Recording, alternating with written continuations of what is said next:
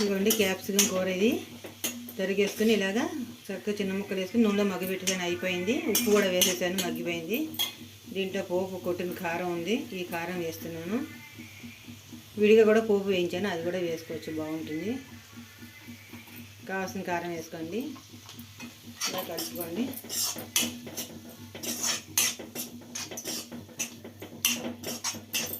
ఇవ్వండి పోపు కూడా వేసి ఆవాలు, జీలకర్ర, మెంతులు, పచ్చిమిరపకాయలు, కరివేపాకు, ఎండుమిరపకాయ, ఇంకో ఇవన్నీ వేసుకోండి. ఆకలి క్యాప్సికం కూర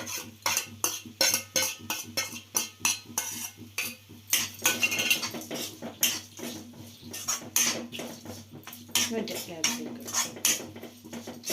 ఇది ఒక కప్పులో చేసుకుంటే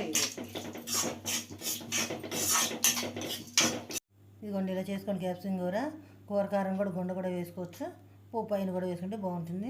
కావాలంటే వరిపిండి కూడా వేసుకోండి. వరిపిండి చూపించలేదు, వేసాను నేను. చింతపండు రసం కూడా కొంచెం కావాలి, పులుపులు కావాలంటే చింతపండు రసం కూడా వేసుకోండి. అదండి క్యాప్సికం కూర.